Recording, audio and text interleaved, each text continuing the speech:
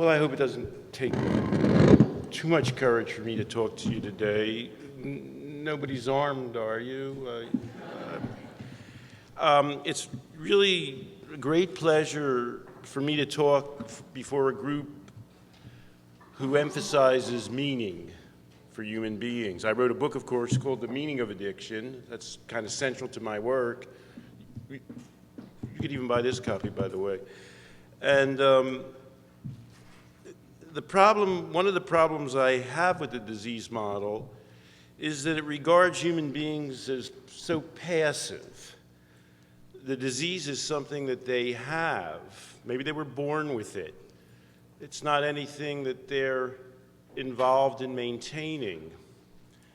But I don't view addiction that way. I view human beings as actively seeking certain kinds of satisfactions in life. And addiction results when their pursuit of those satisfactions mires them down in some bad place. It isn't productive and it's destructive, in fact. And if you've got the wrong view of what addiction is and what its sources are, I don't think you're going to do very well in treating addiction. And I'll talk later about how I see this difference in views of addiction impacting how we treat it. So let me just start out with a basic question. Why do people get addicted? And for me, that moves us to the question of what do people want? We're getting to pretty basic psychology here. And I think you can usually come up with some pretty fundamental aspects of life that every human being seeks. I think everybody wants to feel loved. I feel everybody wants to feel secure. I think everybody wants to feel in control of their lives and their world. And I believe that every human being wants to feel that their life has some meaning beyond their individual physical presence on the earth. So let's take those four: the love, seeking love, security, control, and meaning, and let's trace that out in terms of addiction and addiction treatment. Let's start with how do people usually get these things? How do you get love? By the way, maybe I'll ask you some questions because I speak so much. So the guy there with the blonde hair, how do people usually get love? What province are we in?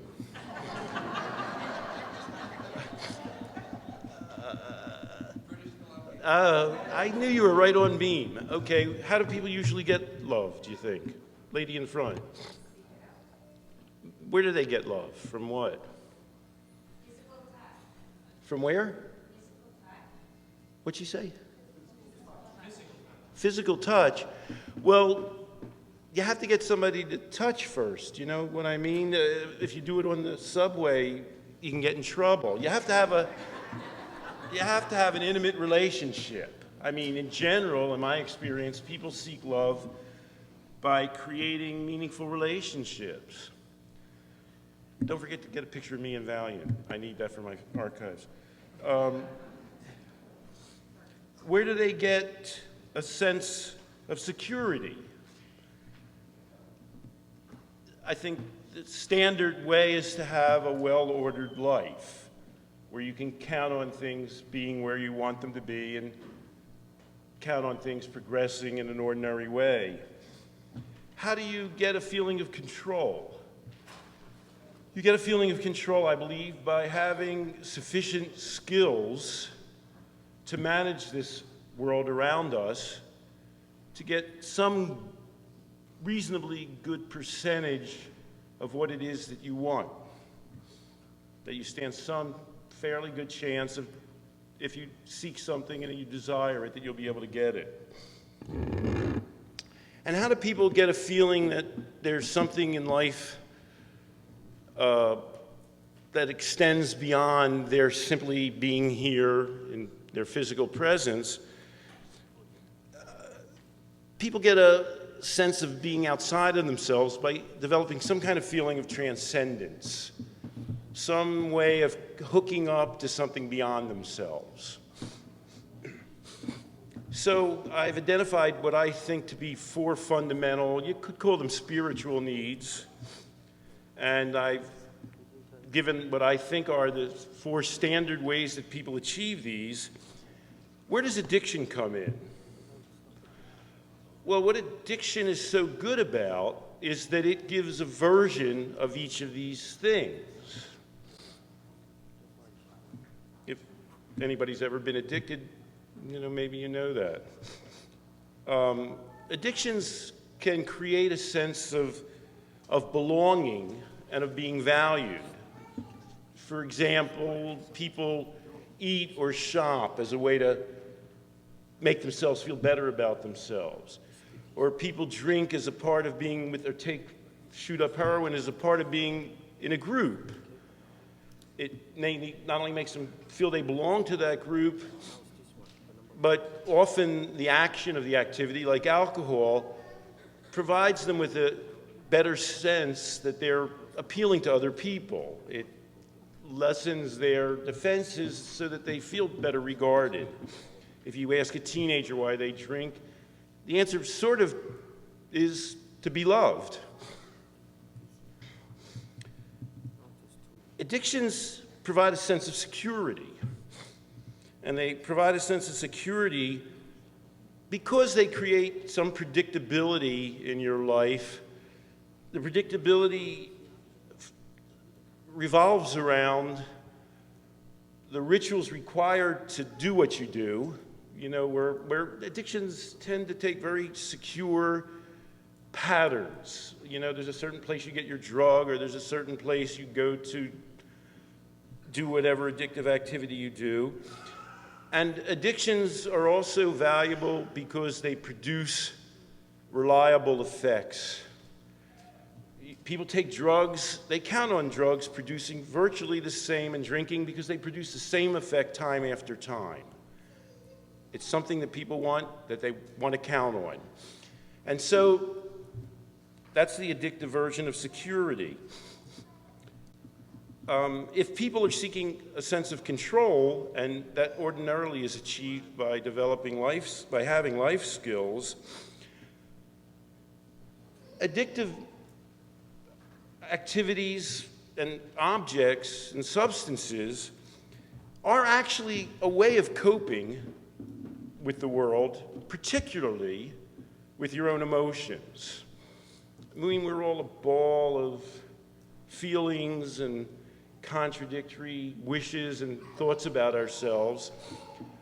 And drugs and alcohol and other addictive mechanisms are really so valuable because they allow people to mediate those feelings, to give them a sense that they're where they need to be, to create a feeling that they control their own inner states.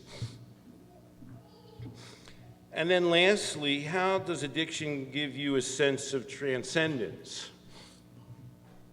Well, addictive activities, and people often describe this, are a way people have for getting outside of themselves. I mean, that's so obvious in the case, that's what drugs do.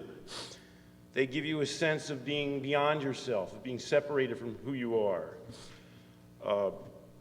But all activities, when people gamble, they talk about when they're lost in that whirl of betting and uncertainty and anxiety, they're not in themselves, they're in some other place. And people really value that.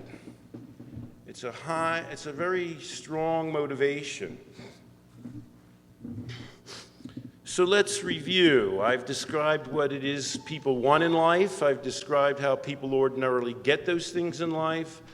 I've discussed how addictions provide versions of all of those essential spiritual, emotional, and practical needs. But what makes them addictive? I mean, if they're a way to get these things, and I say people need these things, well, whose business is it? You know, that's one way to do it, and that's how they're doing it. Why do we call that addictive?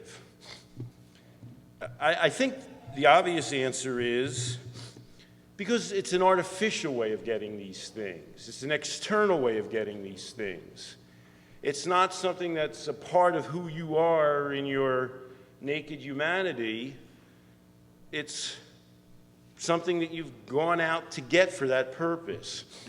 By the way, if that makes something addictive, does that call to mind something else that provides essential human feelings that's artificial?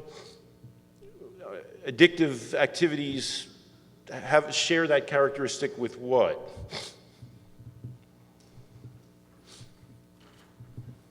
Lady there with the glasses who's smiling. Okay, but those are just addictions, though. Everybody knows that, don't they? Everybody knows those things are addictive, don't you? So we need something more challenging. What's an external mechanism that people use to modify their feelings about themselves, but which is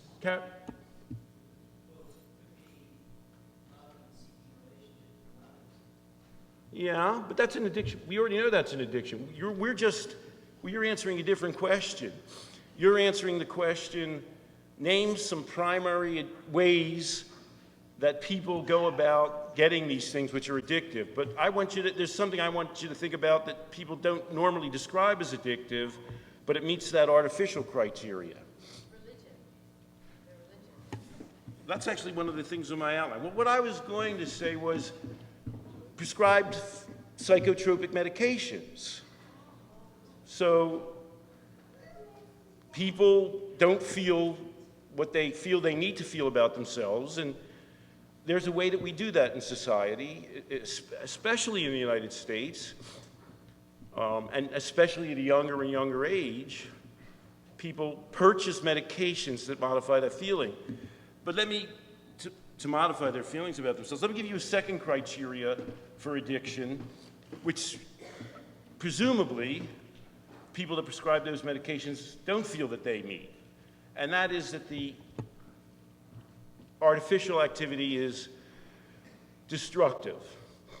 What makes it an addiction is that by actually relying on this external way to fulfill these fundamental needs, you're in fact undercutting your life and your ability to succeed in getting these feelings and emotions without the addiction.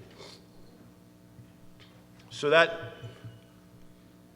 those two joint characteristics are the essential, I think, mechanisms that differentiate between addictive ways of fulfilling fundamental needs for meaning and spiritual fulfillment.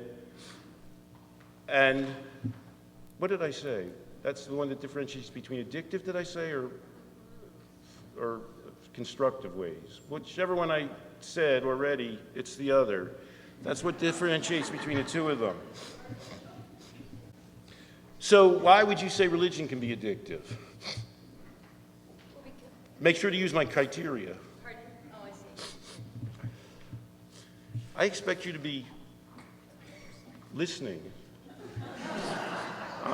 I seek meaning by feeling that people have heard me. So I realize it's an addiction, but... Just say the two criteria again.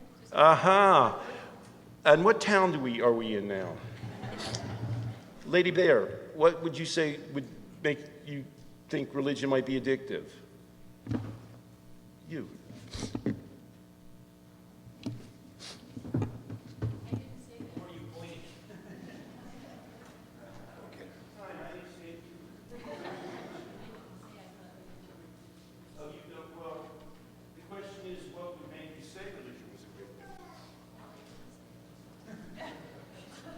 We're asking you to expand your consciousness here.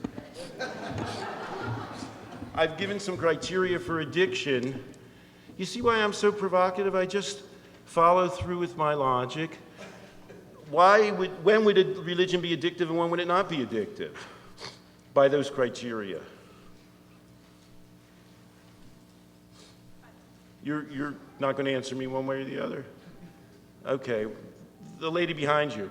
Well, when you were talking about predictability, actually drugs are not predictable because you take more and more, get less and less effect, or you just never can get that original crap high that you once got. And then actually religion is not that successfully addictive because the results of religion aren't predictable either. I mean, Okay, and the gentleman to your right, what do you say? Religion can't be addictive because the results are not predictable. It can be. Certain particular churches it can be. I actually belong to a church. I find that going there is quite predictable. I know what's going to happen. I know people is going to give me the sense of belonging and identity. But what are the two criteria of addiction? Well, I thought you had four of them, but there were two. Well, those are kind of the four things you're seeking, but what makes something addictive? What differentiates between it? That's not real.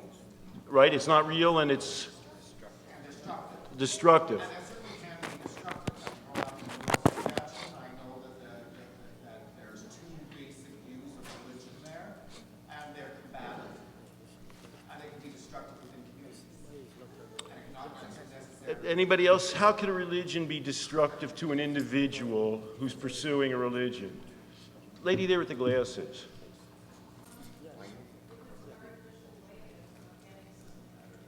But that's the artificial. How would it be? How would you describe a destructive religious experience?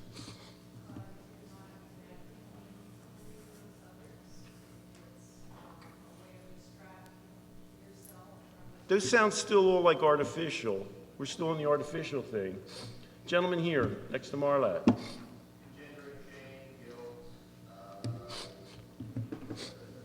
Okay, what if religion creates negative feelings? Gentleman there? Oh, that like a Guyana thing? Well, oh, okay. The question was, what's the name of the town we're in? Oh, what would make you say religions are addictive? I think an obvious way that you might say a religion would be addictive would be if it had a destructive impact on your life. If by belonging to the church you left your family. And there's some kooky religions that do that. They shut you off from the rest of the world. They made you completely reliant on the religion for functioning, so that you're less able to function as a result of the religion than previously. Right, that's a bad one, right. A lot of those guys are very religious, and they'll kill you, and themselves. So, can treatments for addiction be addictive? You look like you have an opinion on this. The lady here with the glasses and the hat, you've got so many things I could identify you by. When would you say an addiction treatment was addictive?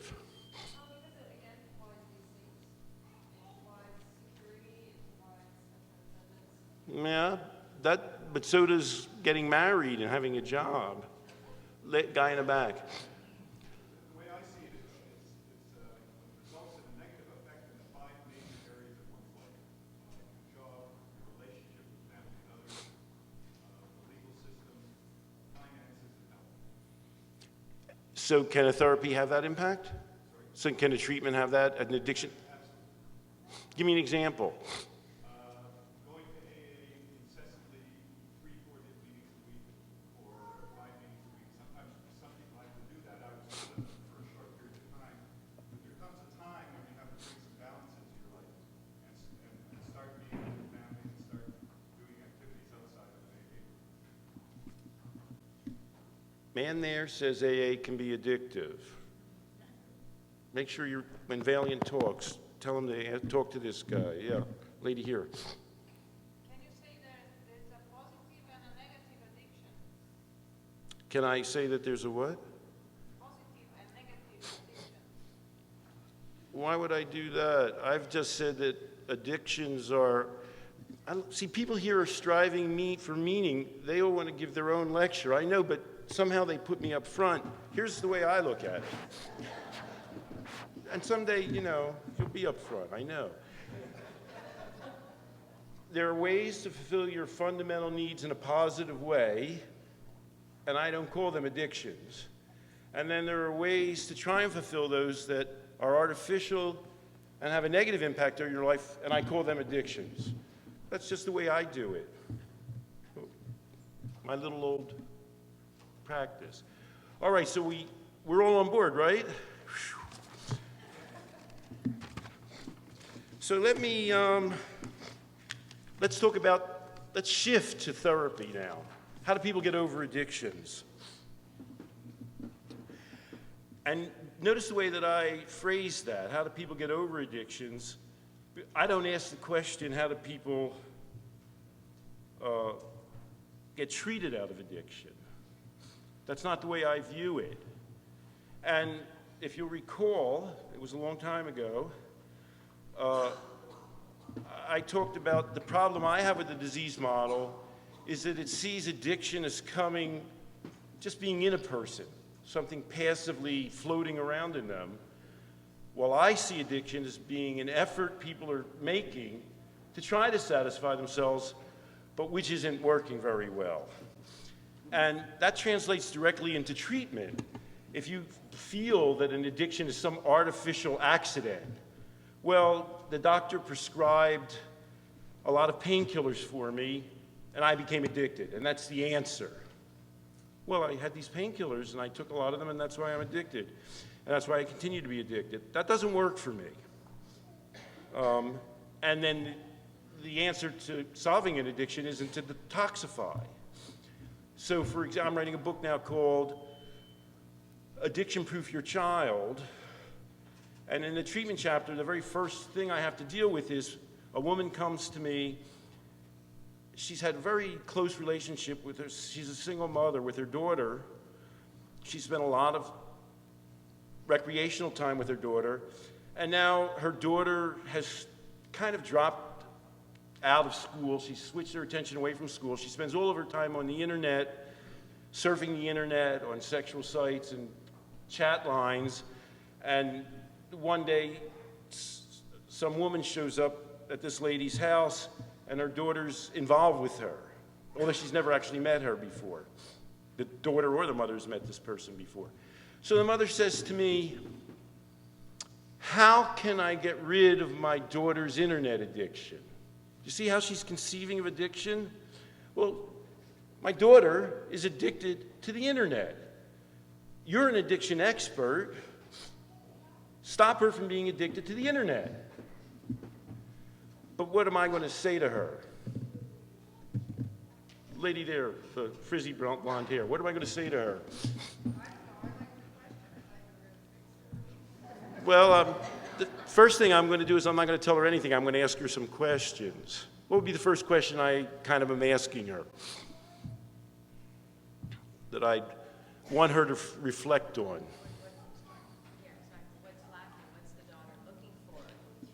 Okay, that's a good question. But I've got another therapeutic problem. I'm talking with a person who wants me to cure somebody else. And so I've got to deal with that original issue. Who am I working with? So my first question is going to be something like, is there anything in your relationship thus far that has led to this situation?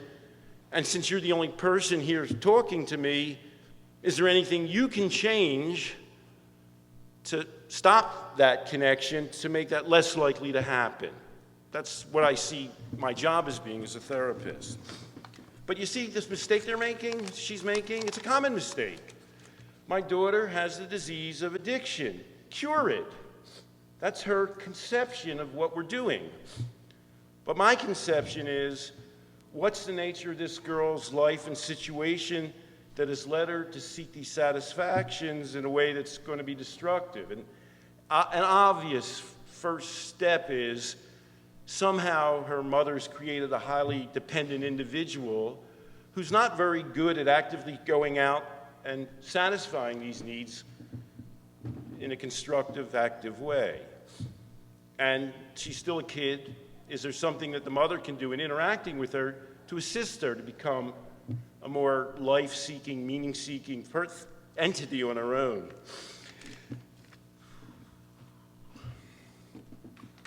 So the answer to the question, how do people overcome addiction, is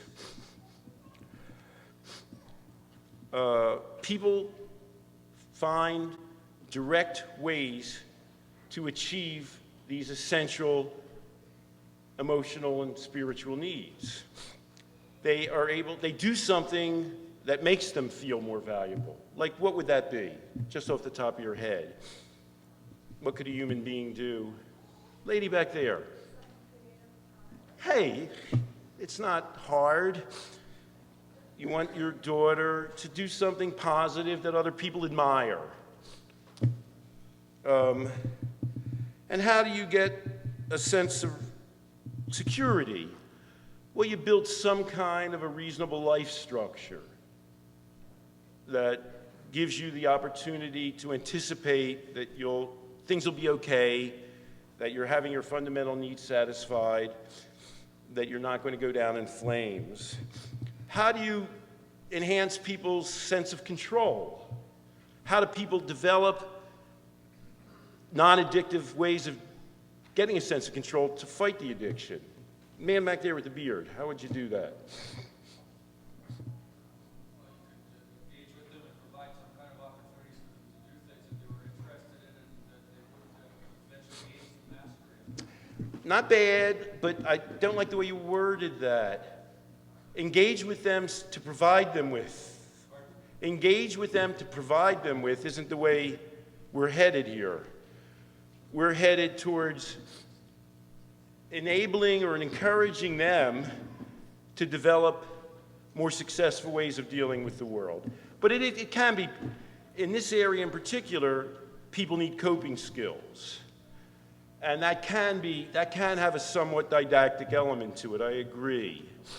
Where you're going to say, how do you communicate with people?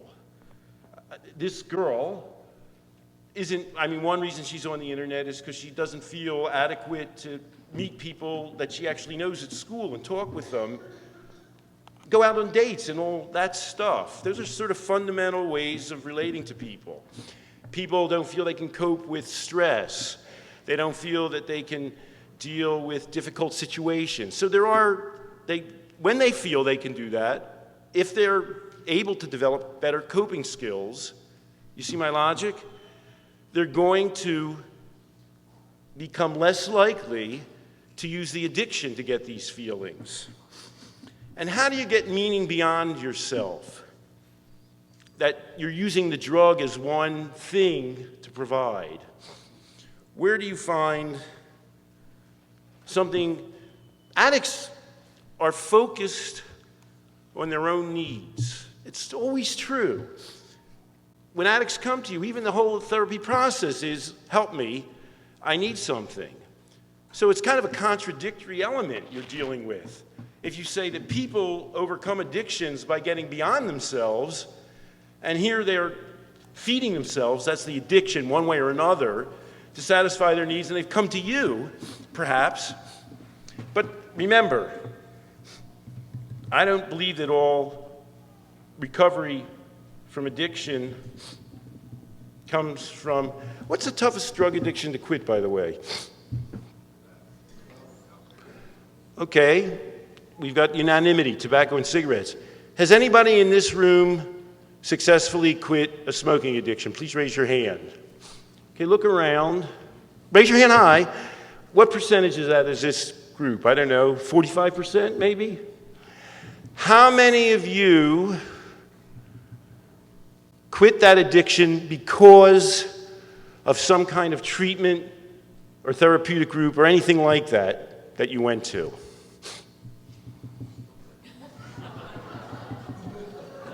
Huh. So let's summarize. The hardest drug addiction to quit is smoking. About 45% of the people in this room have quit smoking. Many of you are somehow involved in the helping professions, and not one of you did so as a result of some kind of therapeutic or group help. Holy moly. And they're out there. You can get a nicotine patch and Nicorettes and the smoke enders. It's not like you can't find them. Did you raise your hand, lady in the... Who raised your hand? Raise your hand again. Okay, why did you quit smoking? I don't know, just felt like it. Why did you quit smoking? I can tell you exactly. It's because of a realization of the fact that I might not be alive to see my kids grow up, and I didn't want to pass it on to them. So that was it. So you had some kids somewhere in there, and you were reflecting on your kind of like obligations to them. Okay, that is a very common motivation for quitting addiction, smoking in particular. How does that relate to what I'm talking about? How does it relate to what I'm talking about? Well, I think, if you look at what smoking gave in terms of kind of, there's probably some, I don't know how it fit the love thing and so forth exactly, but I'll give you a hint. I'm talking about getting outside of yourself. Remember that? well, it was this idea of having a larger goal that meant more to me than my immediate satisfaction. And that goal was thinking about some other people besides yourself and what you needed. I mean, you would have kept smoking maybe if you were on your own, whatever it was doing for you, you were into. But you were thinking, here's these other people, they happen to be genetically related to me, and I want to do something for them, and this is bad for them. So let me just, people don't give up things. People don't give up things, If they've got something, they don't give it up. It's like kids, they don't give up that toy. And how do you get the toy from them? You give them a better toy. People don't give up whatever you're getting out of that addiction, for better or for worse. You've been doing it for a while. It's providing these fundamental satisfactions. You're not volunteering to give up those fundamental satisfactions unless you see your way beyond that to some higher goal. I wrote this in my abstract. People are not sufficiently motivated to give up an addiction or a habit simply because it's bad for them. That's somebody else's. It's bad for you. Or because others want them to stop. But when a habit or an addiction interferes with accomplishing a goal that people want to attain, or something larger that they are committed to, then they're likely to quit. So you see, this is a very, love that brocade on your blouse. You want to say something?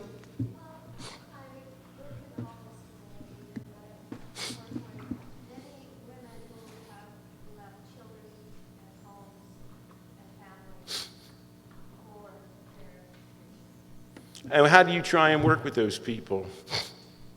What's your way of helping them? How do you work? How were you, before you came to this lecture, what do you do to try and get them whole? My position is a path and providing a safe space for them and hopefully finding some transitional housing. And hopefully finding them some. Transitional housing, So you're dealing at a very fundamental level. What would you do as a therapist if you found somebody like that? There are very few women who end up, well, first of all, that's how the majority of people give up addictions. Probably the vast majority, well, you gave up smoking, the hardest addiction, and probably, I don't know what percentage of you would say it had something to do with family or kids. That would be in there. Some other things as well, health and larger goals. And there's some people that don't give up smoking. And that's why we need therapy, because not everybody does quit on their own, although everybody in this room did. Probably you know too much about therapy to think, I'm going to go and try and get over this by some group or therapist, for God's sake. you would try and leverage those things that are important to them as a motivation to have them overcome the addiction. It's, called variously motivational whatever, interviewing or enhancement. And what I would do with a person is to focus on what I suspect would be a strongly held value on their part, that they wish they were in contact with their children. And I try and help them to make a connection between what they're not doing and getting to that place, which they haven't made yet on their own. So, for example, if somebody comes to me and, they've quit one addiction because of their kids and they got another addiction, I'll say, oh gosh, what made you quit that first addiction? And they'll tell me, and then I'll say, oh, how is that current addiction affecting those people that you gave up the first addiction for? It's just fundamentally drawing a connection between behavior and going for what it is they value. Some people need more help than others. Some people need some basis on which to operate before they can even try to do that. And sometimes just providing support and nurturance gives them the room to begin to do that work.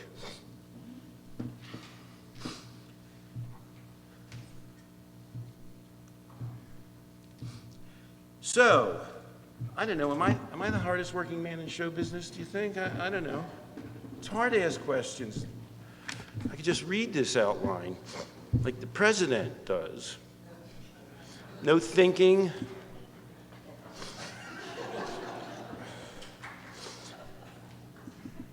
So meaning is getting beyond yourself, getting beyond oneself. And, we've discussed some fundamental ways of doing that, but let's go back to let's go love and forming intimate relationships and families. That's really come up quite a bit, would you say? And you're not in the addiction business long before that doesn't become apparent to you. It's an awfully strong motivation for people to overcome addiction. People smoke, they get married, their spouse doesn't like them smoking, there's some kind of conflict, and eventually they quit. That happens 10 billion times, That's the I don't know if I call it the easiest way to get over an addiction. Got to find somebody, marry them, and all that, but and we all know that can be tricky. But it's a very reliable, understandable, fundamental way to do that. And the children thing, guy says, I quit smoking because every time I came home, my daughter started crying and saying, Daddy, why are you killing yourself? Effective therapeutic technique, right? They don't care if you, the therapist, cries when they come into the office, but when their daughter does, it can work for them. How people get meaning beyond themselves, beyond love and family and intimacy, is to have and the lady back there, they have goals to accomplish something. They want to achieve something in life. Happens all the time. You get some ex-heroin addict, and they'll say, I just looked around me, I was 25 years old, what did I have? I wanted to, some of my friends, whatever, they had jobs, they were accomplishing things, and I wanted to, so I quit. A third thing is the sense of community. I'm giving a list now of things that are beyond yourself, meaning that people find as a way that works in overcoming addiction. And I'm going to give you 4 things because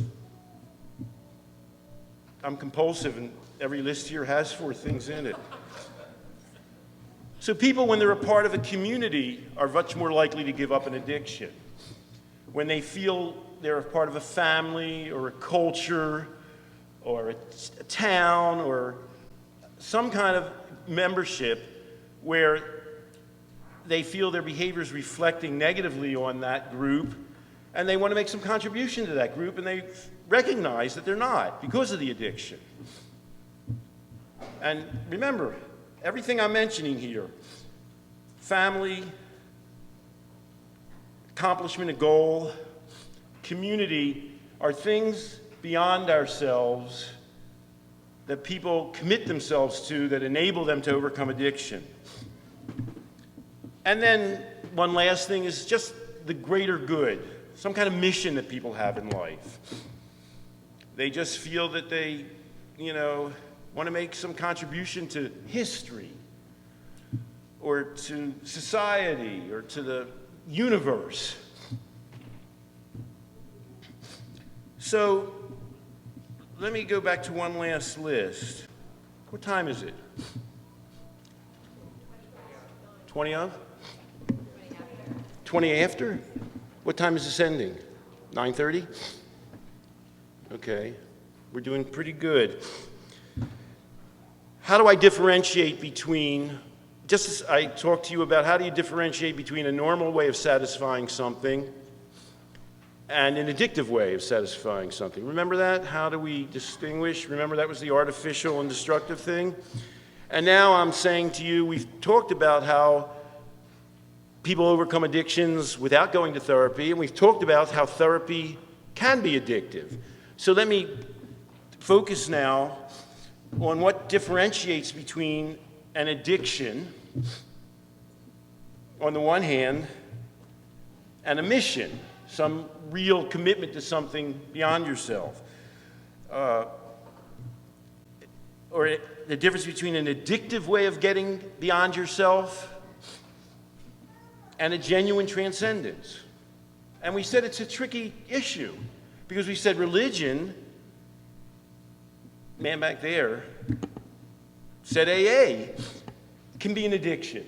And there are things that people go to because they're seeking some kind of transcendence of themselves and their problems.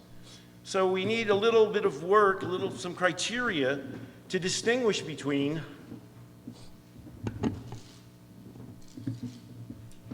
addictive ways of getting beyond yourself and some kind of mission, some kind of spiritual, something we might call genuinely spiritual.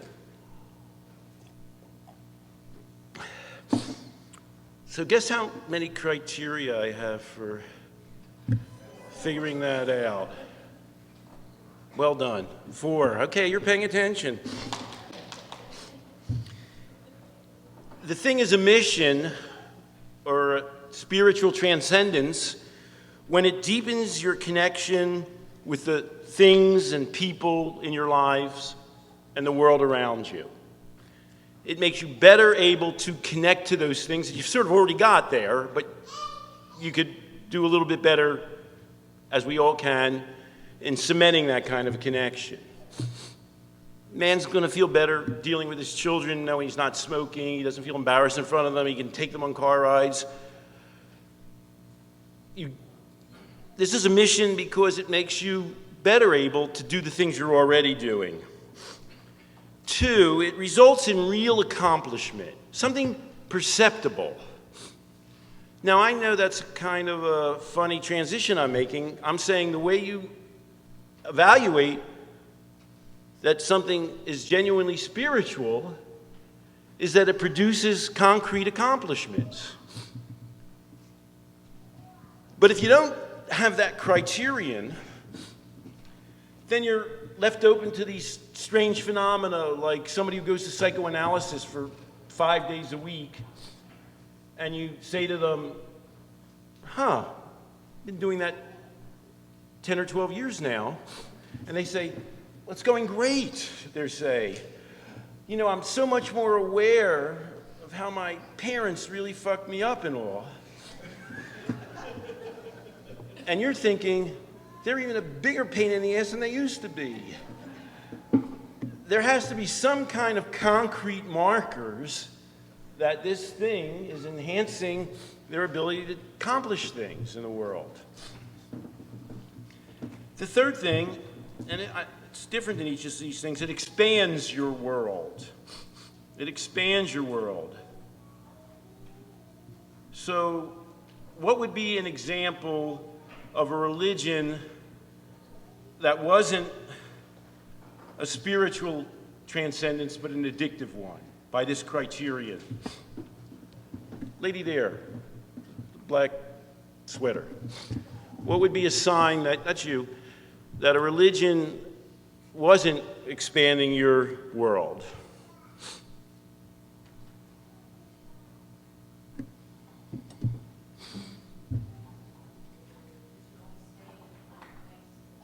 One place, but religion's, yeah, one place and one.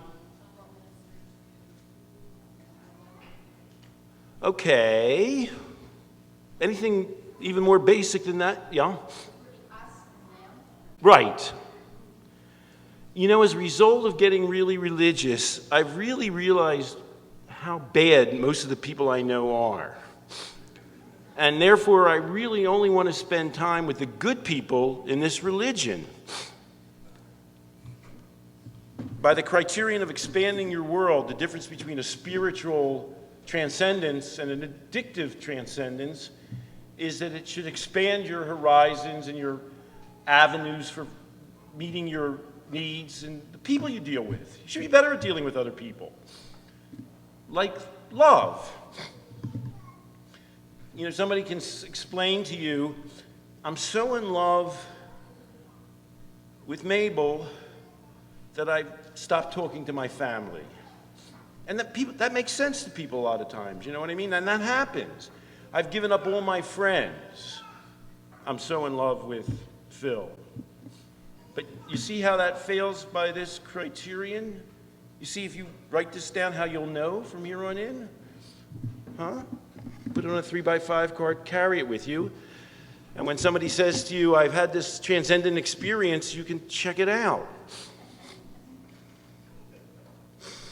And the last and fourth criterion for determining whether a way of getting outside of yourself is transcendent or addictive is that you go beyond yourself to help others, but at the same time, you enhance your own sense of self.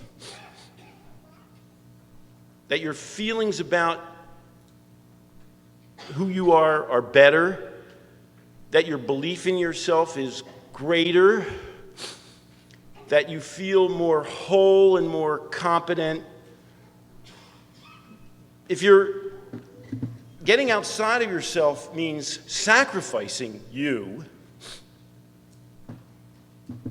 it's not a genuine spiritual transcendence, it's an addictive one.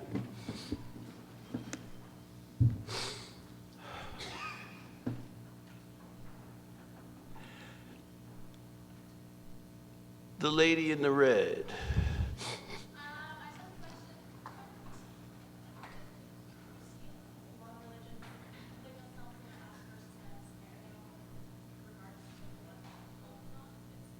Somebody's going to have to relay. Lady here, did you hear? Lady next to the guy who knows what province we're in. Tap her in the shoulder. Did you hear what she said? You didn't hear. What's my chances? I'm old, and I'm not even close to you. You're going to have to talk louder and transcend yourself and express your inner people.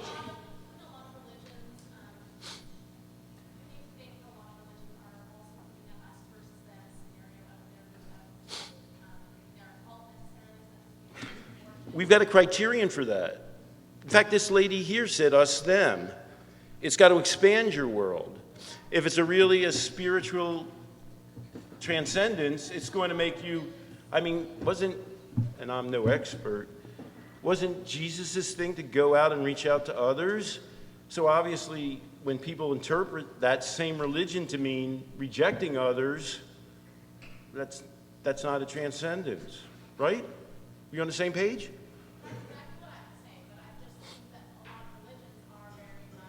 Okay, well, we're not here totally to knock religions.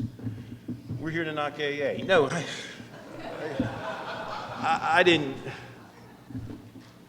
say that.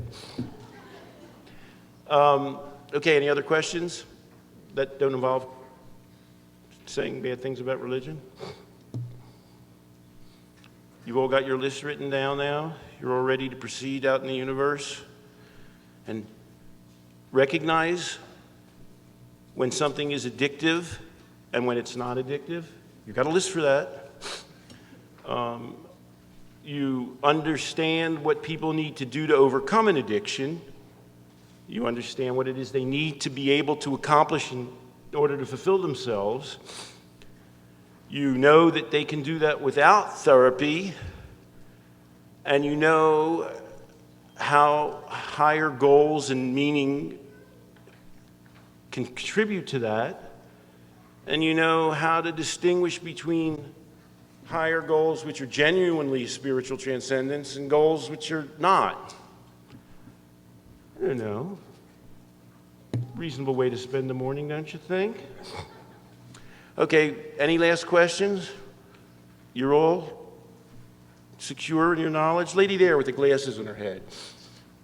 You know everything now that you need to know to deal with the world and therapy addicted clients? You. Yeah. Oh, you just walked in. You really missed a great lecture. Gentlemen here. There are all these reasons for not being addicted. Why do so many people choose that not choose the spiritual? If there are all these reasons for not being addicted, why do so many people get addicted? I think we can answer that based on what we've heard there. Lady back there with the white hair, why do so many people get addicted? You, the one lady looking around. What's that?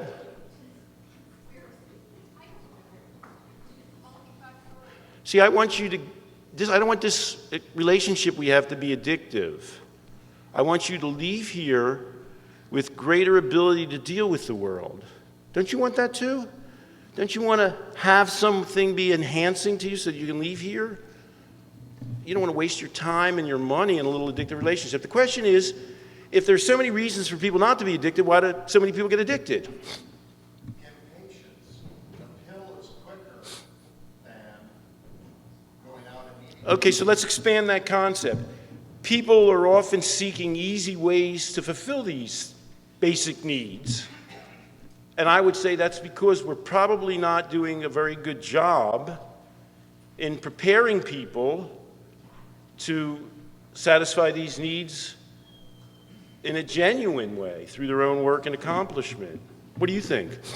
Gentleman there? I was going to say that, again, we need relationships to be healthy with what we're talking about. For many of us, our lived experience of relationship is one of being wounded from harm first.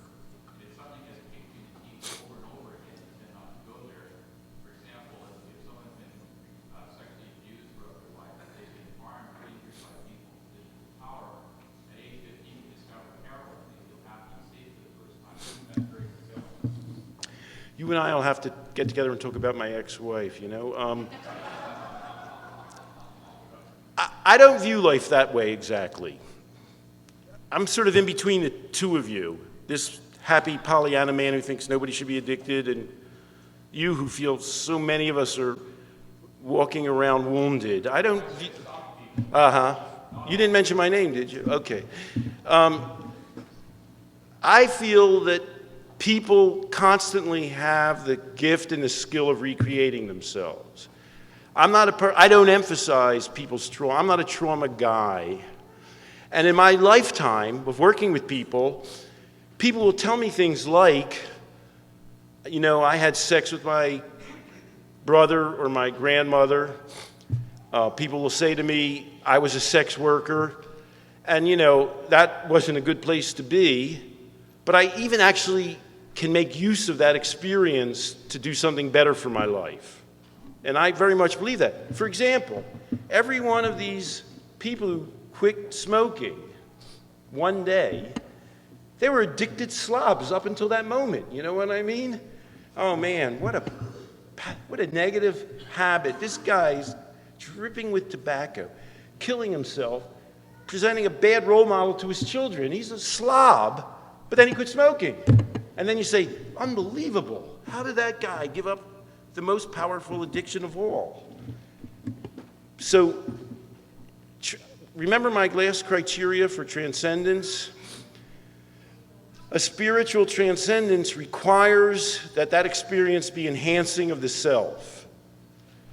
And to do that, in therapy, the therapeutic process has to have the effect of making people feel better and stronger about themselves.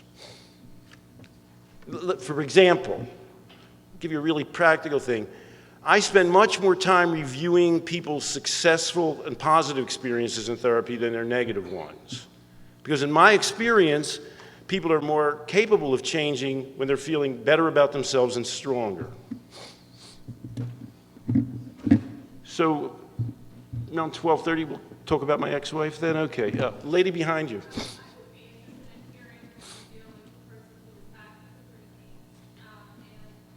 How the person who is...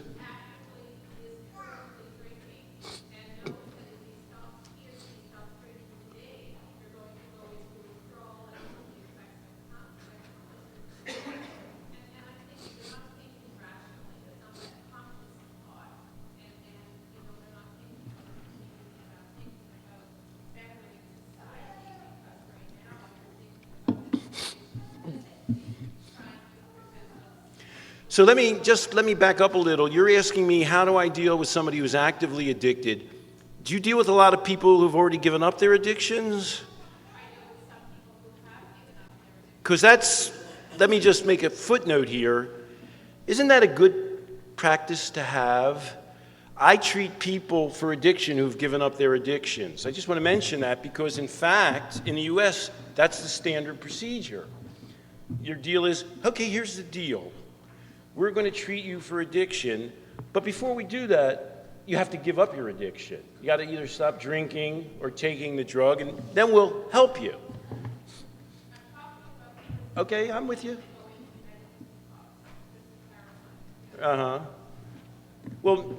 we've got Alan Marlatt here, and what Alan Marlatt said in relapse prevention is, people give up addictions all the time. I mean, medical detox isn't fun.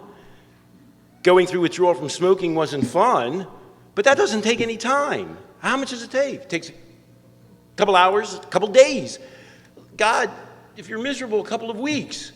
And then you're over that experience, and then the experience is, how am I going to lead a life where the rewards from not being addicted are clearly, in my mind, superior to the rewards of being addicted?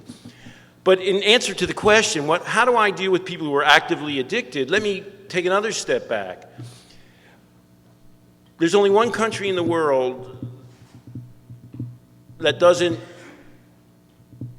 officially support, the federal government does not support needle exchange programs.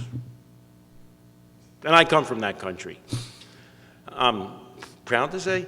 I come from a state called New Jersey, and we had a real liberal Republican governor named Governor Whitten, and she created an AIDS commission. And she put some real conservative guys on it.